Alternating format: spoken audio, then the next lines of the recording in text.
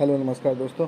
तो आज हम जानेंगे जो एक छोटे गांव से स्टार्ट हुआ वॉशिंग पाउडर डिटर्जेंट हम सब घर पे यूज़ करते हैं और सुबह हो शाम जिसे हम डेली यूज़ करते हैं अपने कपड़े साफ़ करने के लिए। डिटर्जेंट का नाम अगर जो लें तो माइंड में काफ़ी ब्रांड आते हैं, लेकिन जो एक छोटे से गांव, एक छोटे से शहर से स्टार्ट हुआ ब्रांड, जो एक गांव घर के आंगन से ब्रांड स्टार्ट हुआ और वो जो एक पूरी मार्केट में बिका, बहुत अच्छे से बिका, तो फिर ऐसा क्या हुआ कि वो आगे जाके फेल हो गया, इसके बारे में बात करेंगे। क्यों निरमा, जिसका स्लोगन था वॉशिंग पाउडर निरमा, सबकी पसंद निरमा, ये सब ऐसा क्या हुआ, ऐसी कौन सी घटना हुई कि निरमा जो मार्केट में बहुत अच्छे रेट पे अच्छी क्वालिटी में बिकता था फिर भी फेल हो गया, उसके बारे में डिटेल में जानेंगे। और फिर ये जो निरमा का नाम निरमा क्यों रखा गया, इसके बारे में जानेंगे। तो एक्चुअली रीज़न है निरमा का नाम निरमा उनकी जो बेटी का नाम से डेडिकेट है। पूर्णिमा उनका नाम था, पूर्णिमा की जगह लोग उनको निरमा निरमा बोलते थे, इस वजह से उन्होंने अपनी बेटी का नाम, बेटी के नाम, ऐसा प्यार पहली बार देखा गया है कि बेटी के नाम पर कोई ब्रांड इस्टेब्लिश कर लिया। जो ये कांसीराम पटेल थे, ये एक केमिस्ट थे, इन्होंने बीएससी केमिस्ट से किया, फिर ये बाहर पढ़ने चले गए, वहीं से इनकी जॉब लग गई।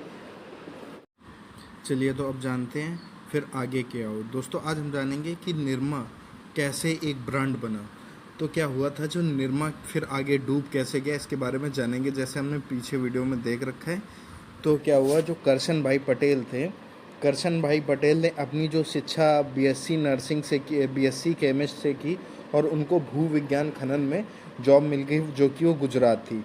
उनकी शादी हो गई और उनकी एक बेटी थी जो निरमा के जो संस्थापक थे वो करशन भाई पटेल थे।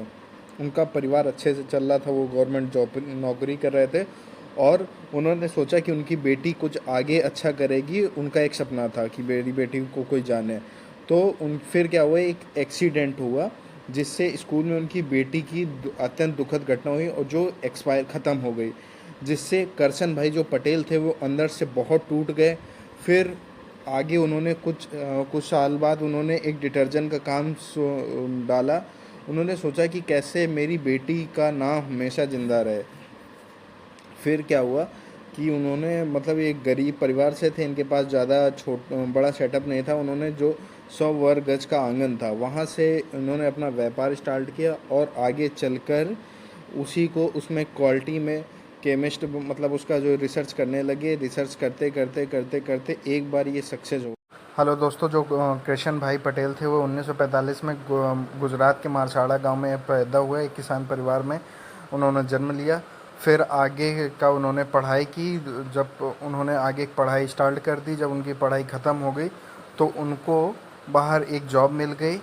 तो उन्होंने जब उनकी लड़की का देहांत हो गया 1969 में, तो उन्होंने अपना एक निरमा का प्रोडक्ट डालने के लिए सोचा, क्योंकि उस टाइम पे हिंदुस्तान यूनिलीवर का सर बहुत बेचता था और वो रेट में भी काफ़ी महंगा था। तो इनका रेट, उसका रेट था 10-15 रुपये केजी, इनका रेट था 3 रुपये किलो।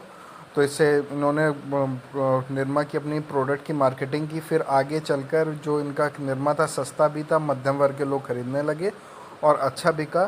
फिर इन्होंने क्या किया, 1 महीने तक की मार्केट की शॉर्ट कर दी ताकि जिससे ऑर्डर और आ जाए। इन्होंने स्लोगन रखा था निरमा वॉशिंग पाउडर निरमा, हर घर की पसंद निरमा, ये स्लोगन रखा। टीवी ऐड चलाते रहे। जो करशन भाई पटेल थे, ऐसे उन्होंने सफलता प्राप्त हुई। आपका बहुत बहुत धन्यवाद वीडियो को देखने के लिए।